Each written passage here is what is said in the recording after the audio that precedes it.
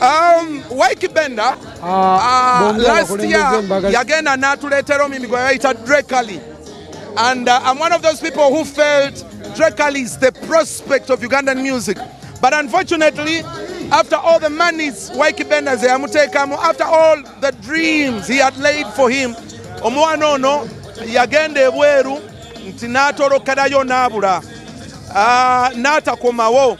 So ekintu ekya frustrating za Ykee Benda nabuno buliwo nabulo buliwo Ykee Benda tanadda ngulu kikyamuluma olw'okuba nti Drecali era twambuuziza oba alina any plan of filling that gap with another artist.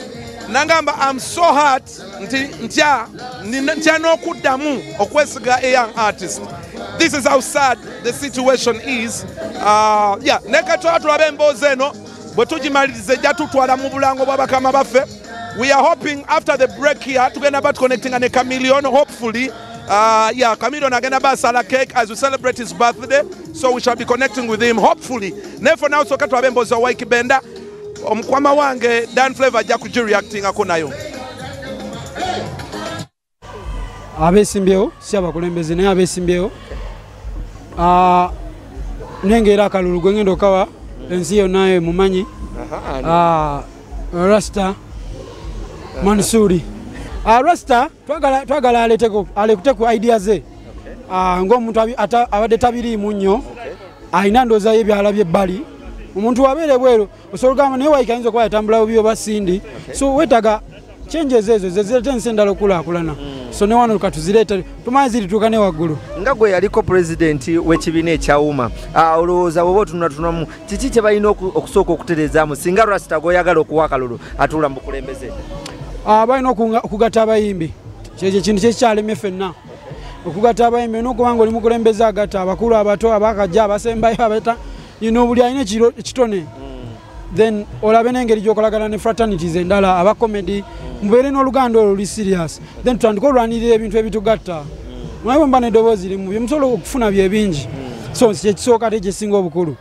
Bw'onaatowa order wassa oba sindi ng'atoye order n'agamba nti bannange twagala kola tuni bikole biti, twagala kino kikole bwe kiti, UPRS kole bwe kiti, ojja labanga ebintu bitambula kuba industry yonna ejja mumugoberera.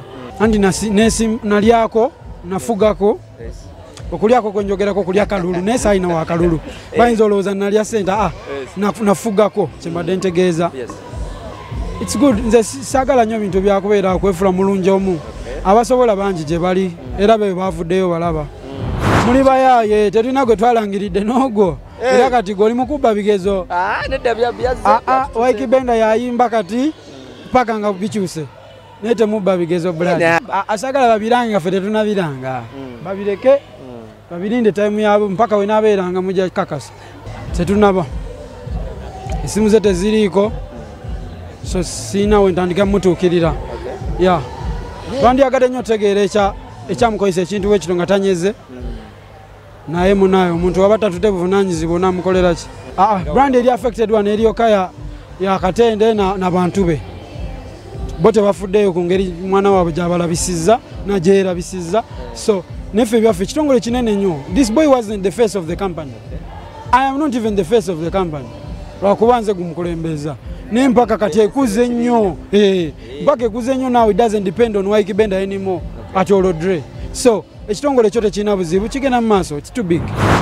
Ebyo tebinawe binkwatirako, sinza kulya NRM, siri manager wa Chameleon, ebyo ina bibuuza Chameleon bro.